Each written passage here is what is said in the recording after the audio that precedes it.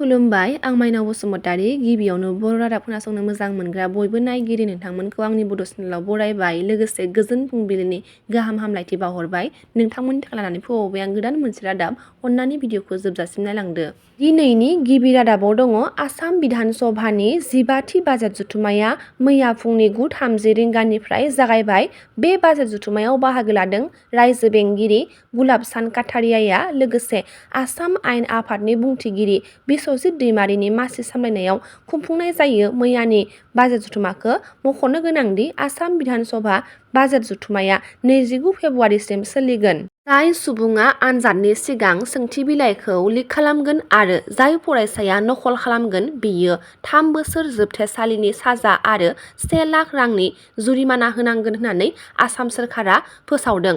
दासान्दि सोलिफु आसाम आयेन आफादनि सदनाव थिसनदों आसाम आनजाद बिल। बे आयेननि गेजेरजों फरायसा एबा सुबुङा नकल खालामोब्ला 3 बोसोर जोबथेसालिनि साजा आरो 1 लाख रांनि जुरिमाना होनांगोन। गुबुन फारसेथिं पेपार लिक खालामग्रायाबो 10 बोसोर जोबथेसालिनि साजा आरो गोबां रांनि जुरिमाना होनांगोन होननानै खौरां मोननाय जादों। मैया आसाम आयेन आफादनि सदनाव बेबादि गोख्रों आयेनखौ नाजावदों। गहपुरनि मोनसे SBI बेंकनि ATMआव माखासे सिखावफोरा रां लुथिनो नाजानानै पुलिसजों हमजाबाय होननानै खौरां मोननाय जादों। मिथिनो मोननाय बादिब्ला गासै सा-8 सिखावफोरा गंसे नाम्बार गैयि बोलेर' गारिजों फैनानै ATMनिफ्राय रां लुथिनो नाजादोंमोन। नाथाय गोजा न'नि आलासि जानांबाय।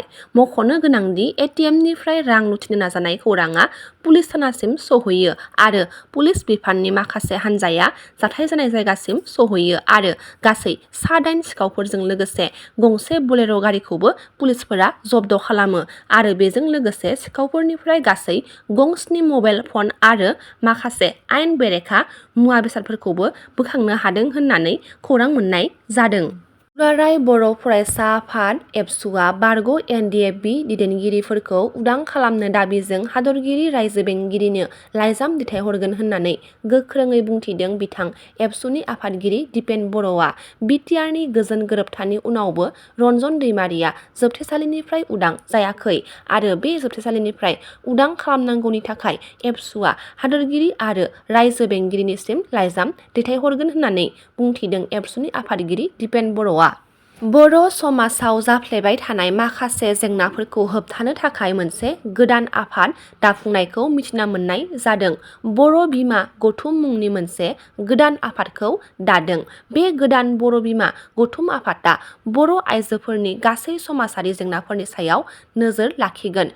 जर'खायै आथिखालाव गथ' गथाय संसार गारनानै गुबुनजों खारनाय बे बिथिङाव गोख्रोङै नोजोर लाखिगोन बर' बिमा गौथुम आफादा। बे गोदान आफाद बर' बिमा गौथुम आफादाव लीला बसुमतारीखौ चिफ कनभेनर महरै सायख'दों।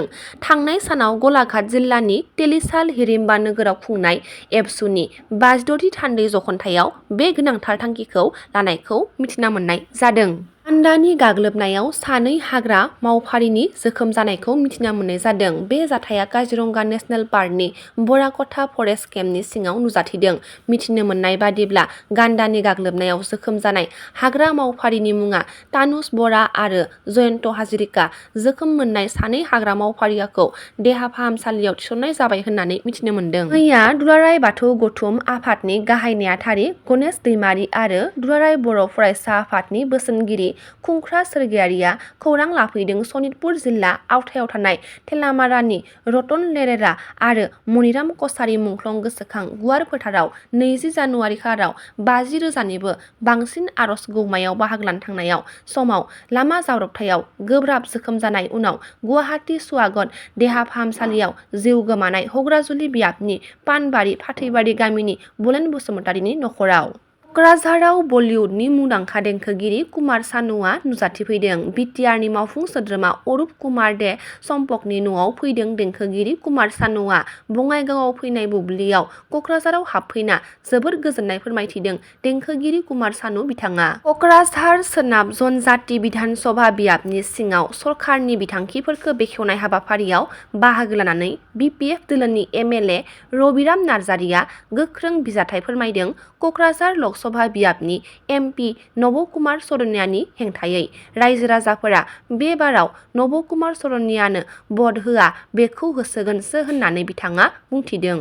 थांनाय 2 जानुवारि 2024 खालाराव उदालगुरि जिल्लानि सिङाव थानाय मानुमारि गामिनि सुखुराम बर'नि आंगो बिसि अनसुमै बर'आ सानै उन्दै हौवासा गथ' 8 बोसोर बैसोनि उपेन्द्रजित बर' आरो 5 बोसोर बैसोनि मोन्थाय बर'खौ लानानै गावनि बिमा-बिफानि न'आव थांनो होननानै ओंखारलांदोंमोन। नाथाय दिनैसिम बिसि अनसुमै बर'आ फिसाय सुखुराम बर'नि न'फारसे फैफिनाखै।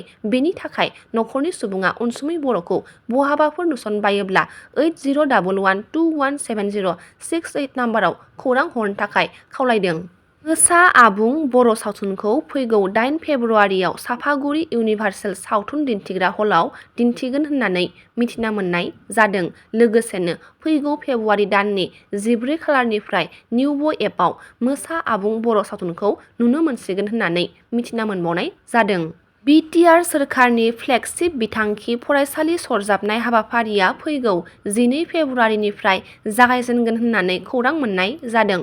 फरायसाफोरा गुन गोनां सोलोंथाइ मोननायखौ रोखा खालामनो थाखाय BTR सोरखारा आजावना लानाय फ्लेगशिप बिथांखि फरायसालि सरजाबनाय हाबाफारिखौ फैगौ 12 फेब्रुआरिनिफ्राय जागायजेनगोन आरो BTRनि गासै सुबुंफोरखौ बाहागो लानो खावलायदों।